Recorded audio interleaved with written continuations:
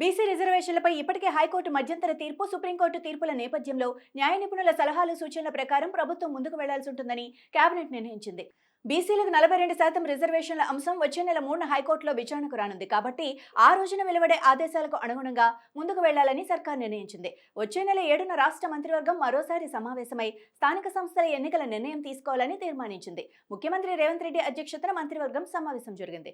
తన కుమార్తె చేసిన వ్యాఖ్యలపై ముఖ్యమంత్రి రేవంత్ రెడ్డికి క్షమాపణలు చెప్పానని దేవాదాయ శాఖ మంత్రి కొండా సురేఖ అన్నారు. మంత్రి పొంగులేటి శ్రీనివాసరెడ్డి పక్కన కూర్చొని కొండా సురేఖ తన కుమార్తె ప్రవర్తనకు క్షమాపణలు చెప్పగా, కాంగ్రెస్ తన కుటుంబం అని పిలుస్తూ ఏ కుటుంబంలోనైనా అపార్థాలు ఉంటాయని ఆమె అన్నారు. తన ఇంట్లో పోలీసులను చూసి తన కుమార్తె ఆవేశంలో భావోద్వేగ ప్రకటనలు చేసిందని ఆమె అభివర్ణించారు.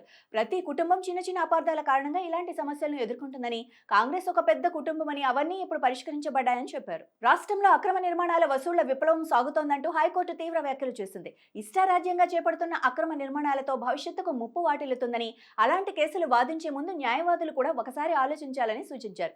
మేడ్చల్ మల్కాజ్గిరి జిల్లా గట్కేసర్ మండలం పార్వతీపురంలో 175 గజాల్లో అనుమతి లేకుండా నిర్మాణాలు చేపట్టారని, దీనిపై అధికారులకు ఫిర్యాదు చేసినా ఎలాంటి చర్యలు తీసుకోలేదంటూ సంజీవ్ కుమార్ అనే వ్యక్తి హైకోర్టులో పిటిషన్ దాఖలు చేశారు. ఈ పిటిషన్పై ధర్మాసనం గురువారం విచారణ చేపట్టింది. ఈ సందర్భంగానే అక్రమ నిర్మాణాలపై ధర్మాసనం ఆందోళన వ్యక్తం చేసింది.